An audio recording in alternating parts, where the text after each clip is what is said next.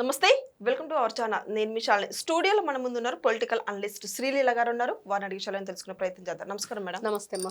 Madam, ఇటీవల మనం చూసుకుంటే సుప్రీంకోర్టు ఒక తీర్పు ఇచ్చింది. ఇటు కులాలకి, మతాలకి, క్రిస్టియన్స్కి వాటి మధ్య ఒక తీర్పు అయితే ఇచ్చింది స్పష్టంగా అందరికీ. అయితే ఇక్కడ మనం ఒక్కటి గమనించాల్సింది ఏంటంటే జగన్మోహన్ రెడ్డి గారు అసలు క్రిస్టియన్ అవునా కాదా అంటే ఏం చెప్తారు? ఇప్పుడు దాని మీద తీవ్రమైన చర్చలు నడుస్తున్నాయి. ఎస్, అవును. నిజంగా జగన్మోహన్ రెడ్డి గారు అసలైన క్రిస్టియనా కాదా? అవును. మరి క్రిస్టియన్ కాకపోతే ఎందుకు ఆ మతాన్ని అనుసరిస్తున్నాడు? అవును. వాళ్ళ భార్య, వాళ్ళ తల్లి అందరూ కూడా బైబిల్ పట్టుకొని ఎందుకు మరి పరిగెత్తున్నారో మనం చూస్తూనే ఉన్నాం. ఎవరి మతాలు వాళ్ళకి గొప్ప ఉంటాయి, ఎవరికి ఉండే సంస్కృతి సాంప్రదాయాలు వాళ్ళకు ఉంటాయి. అసలు రెడ్డి కులమే కాదు అని చెప్పి చాలా మంది ఆయన అంటూ ఉంటారు. అవును. మరి కొత్తగా ఈ క్రిస్టియానిటీ ఎక్కడి నుంచి వచ్చింది? ఆ కులంలోంచి ఈ కులంలోకి వచ్చాడా, లేకపోతే ఈ కులంలోంచి ఆ కులంలోకి వెళ్ళాడా అనేది ఈ రోజున ఎవరికి అర్థం కాని విషయం. 4 గోడల మధ్య బైబిల్ చదువుతానని జగన్మోహన్ రెడ్డి అంటాడు. నలుగురిలోనే బైబిల్ పట్టుకొని తిరిగిద్ది వాళ్ళ భార్య, వాళ్ళ తల్లి, వాళ్ళ చెల్లి, వాళ్ళ చెల్లెల భర్త, అందరూ కూడా. ఇంకా అనిల్ కుమార్ని చూస్తే ఆయన ఫాస్టర్ అనుకుంటా. అన్నీ కూడా పెద్ద పెద్ద మీటింగ్లు అవి కండక్ట్ చేస్తూ ఉంటాడు, ప్రార్థనలు చేస్తూ ఉంటాడు. షర్మిల గారి భర్త. ఇంకా అది వాళ్ళ కుటుంబం మనం చూస్తున్నాం. ఫస్ట్ నుంచి బైబిల్ని అనుసరిస్తున్నారు అని. నిజంగా జగన్మోహన్ రెడ్డి క్రిస్టియానిటీకి, క్రైస్తవులకి కేర్ ఆఫ్ అడ్రస్సా? అసలు రెడ్డే కానప్పుడు ఈ క్రైస్తవం ఎక్కడి నుంచి వచ్చింది అనేది కొంతమంది.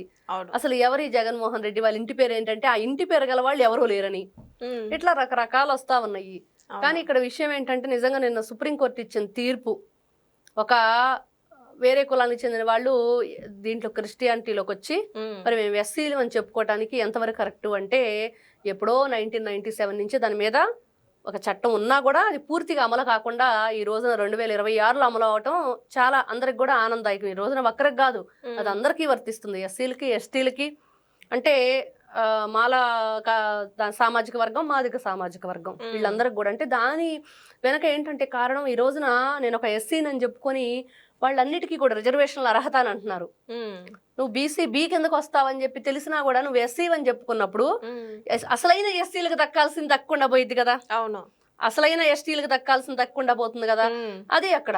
కాకపోతే ఈ రోజున జగన్మోహన్ రెడ్డి గారు ప్రతి మాటకు వస్తే నా ఎస్సీలు, నా బీసీలు, నా మైనార్టీలు, ఎస్సీలు, ఎస్టీలు నా మేనమామలు అని చెప్పేసి ఈ కులాలనేమో ఈ విధంగా అడ్డం పెట్టుకొని మైనార్టీలకు నేనేదో న్యాయం చేస్తానని చెప్పుకుంటూ కమ్మ కులాన్ని, కాపు కులాన్ని విభేదాలు సృష్టించే విధంగా, మరి వాళ్ళ మీద పగబట్టినట్టుగా ప్రజల్లో ఒక రకమైన ధోరణి తీసుకెళ్లే ప్రయత్నం చేస్తూ ఉన్నాడు. ఇది ఎంతవరకు కరెక్ట్? అసలు కులాల ప్రస్తావన రాజకీయంలోకి ఏం సంబంధం? ఫస్ట్ రాజశేఖర రెడ్డి గారు నారా చంద్రబాబు నాయుడు గారితో ఒక ధైర్యంగా వాళ్ళ ముందుకు వెళ్ళి, ఇదిగో రాజకీయంగా మేమిద్దరం పోటాపోటీగా ఎదుర్కోగలుగుతాము అని చెప్పేది లేకుండా ఆయన ఒకటే కమ్మ సామాజిక వర్గాన్ని ఒక ఇదిగా చూపించి, ఇదిగో నారా చంద్రబాబు నాయుడు గారు కమ్మోళ్ళకి ఏదో చేసేస్తాడు, కమ్మ కులం అంటే ఆయనకి ఇంకా పిచ్చి అన్నట్లుగా. అసలు ఆయన మైనార్టీలకి, బీసీలకి, ఎస్సీలకి, ఎస్టీలకి, బడుగు బలహీన వర్గాల కోసం పుట్టిందే తెలుగుదేశం పార్టీ అనేది అందరికీ తెలిసిన విషయం. మరి అలాంటిది ఒక మచ్చని అలా వేసేసి వెళ్ళిపోయాడు నారా జగన్మోహన్ రెడ్డి తండ్రి రాజశేఖర్ రెడ్డి. మరి ఏం జరిగింది అప్పుడు? ఈ రోజుకి కూడా అదే కులాల కంపు జగన్మోహన్ రెడ్డి కూడా కంటిన్యూ చేస్తానే ఉన్నాడు. మరి ఇది నీకు రాజకీయంగా ఎదుర్కొనే ధైర్యం లేనప్పుడు, రాజకీయంగా ముందుకు పోయే సత్తా లేనప్పుడు ఈ కులాల కంపు ఎందుకు? అవును. నువ్వు ధైర్యంగా ఎదుర్కోవాలి. అవి లేనప్పుడు అసలు రాజకీయాల నుంచి బయటకు రావాలి. కులాల పేరుతోటి, ప్రాంతాల పేరుతోటి, మతాల పేరుతోటి రెచ్చగొట్టే ధోరణితో మరి వీళ్ళంతా ఏం చేస్తున్నారంటే కులాల కుంపట్లు పెడుతున్నారు. ఈ రోజున జగన్మోహన్ రెడ్డి గారు కూడా అట్లాంటివి ఆసరాగా తీసుకొని ఈ రోజున వాళ్ళ నాయకులు ఏ తప్పు చేసినా కూడా ఏం చెప్తున్నాడు?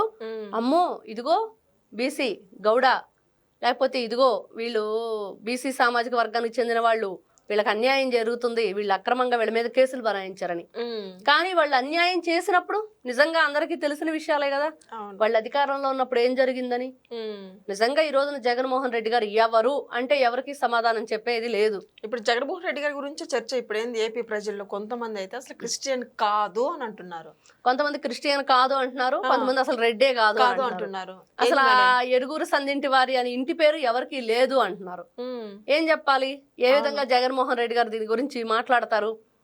ఈ రోజున నువ్వు రెడ్డివా, నువ్వు కాపువా, నువ్వు కమ్మవా, నువ్వు గౌడవా, నువ్వు ఇంకోటా అనేదానికంటే నువ్వు ఒక రాష్ట్ర పౌరుడిగా రాష్ట్ర ప్రజల కోసం ఏం చేసావనేది చూడాలి.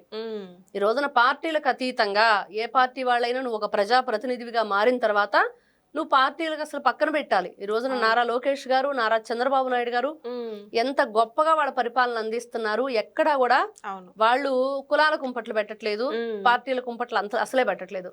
వైఎస్ఆర్సీపీ పార్టీ వాళ్ళకి ఈ రోజున ప్రాణం మీదకి వచ్చిన నారా లోకేష్ గారు వెంటనే స్పందిస్తున్నారు, వెంటనే సహాయ సహకారాలు అందిస్తున్నారు. కాబట్టి జగన్మోహన్ రెడ్డి గారు ఏమి లేదు, ఒకటే ఆయన ఎజెండా ఏంటి అంటే కులాల పేరుతోటి మతాల పేరుతోటి విడగొట్టాలి, కమ్మోళ్ళని కమ్మోళ్ళ చేత తిట్టించాలి, కాపోళ్ళను కాపోళ్ళ చేత తిట్టించాలి, రెడ్డిలను రెడ్డి చేత తిట్టించాలి. చూసాం పోసాని కృష్ణమురళి, అవును, ఆయన ఒక కమ్మ సామాజిక చెందిన వ్యక్తి, సామాజిక వర్గానికి. మరి ఆయన కమ్మోళ్ళని తిట్టడానికి జగన్మోహన్ రెడ్డి గారు పాముగా వాడాడు. అవును, మరి చివరికి ఏం జరిగింది, అతని మీద కేసులు నమోదవటం, పలు చోట్ల అరెస్ట్ చేయటం, మరి బెయిల్ రాకుండా కొన్ని రోజులు ఆయన మరి రిమాండ్ మీదే ఉండటం, మరి ఇవన్నీ చూసాం మనం. అవును, ఆ తర్వాత చూస్తే బోరుగడ్డ అనిల్, మరి ఆయన చేత కూడా ఎన్ని రకాలుగా నీచంగా పెట్టించాడు. వర్రా రవీంద్రారెడ్డి, అవును, మరి ఆ తర్వాత రెడ్డి గారు అమ్మాయి, తర్వాత శ్రీరెడ్డి, ఇలా చెప్పుకుంటూ వెళ్తే జగన్మోహన్ రెడ్డి ఎంత మందిని ఎంత నీచంగా వాళ్ళ జీవితాలను తయారు చేశాడు. కేవలం డబ్బు పేటిఎం బ్యాచ్ అనే కదా వీళ్ళంతా. కాబట్టి కులాలు దేనికి, ఈ రోజున ఎస్సీ ఎస్టీల గురించి సుప్రీంకోర్టు ఇచ్చిన తీర్పు ఏంటంటే నిజమైన ఎస్సీ ఎస్టీలకి జరగాల్సిన గౌరవం దక్కట్లేదు, వాళ్ళకి జరగాల్సింది ఏదైతే ఉందో ఆ న్యాయం జరగట్లేదు అనే దాని మీద తప్పించి ఎవరిని కించపరిచే విధంగా కాదు, ఎవరికి అన్యాయం చేసింది లేదు అక్కడ. కాబట్టి కులాల పేరుతోటి మతాల పేరుతోటి ఈ మత మార్పిడులు జరుగుతూ పోతే అసలైన వాళ్ళు ఎక్కడ, వాళ్ళని ఎక్కడ ఎతకాలి చరిత్రలో మనం.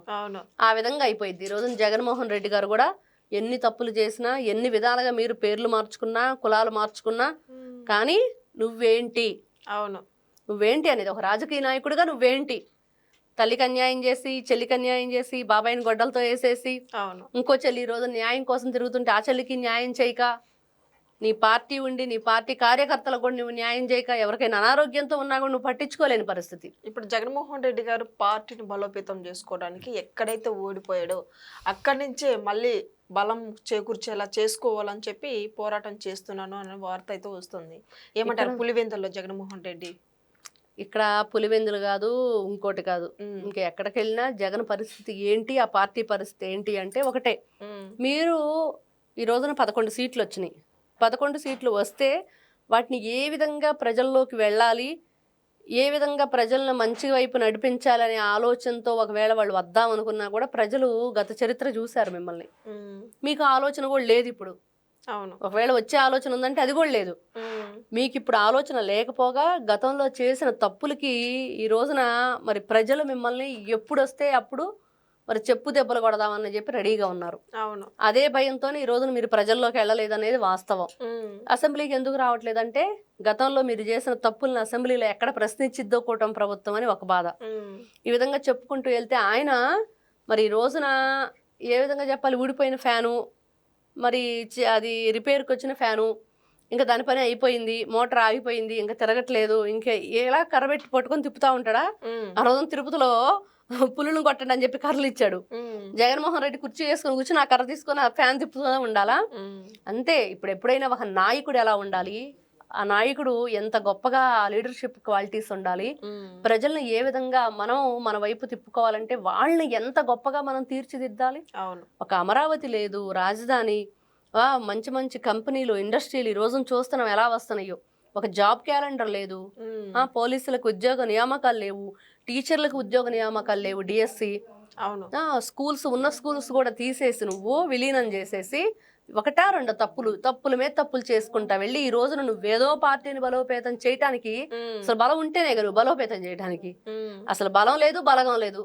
ఈ రోజున జగన్ పరిస్థితి ఏంటంటే అయోమయం, అగమ్య గోచరం, గందరగోళం, ఏం చేయాలో తేల్చక, ఏం మాట్లాడాలో తెలియక, స్క్రిప్ట్ చూసి కూడా సరిగ్గా మాట్లాడలేక ట్రోల్ అవుతూ ఉన్నాడు.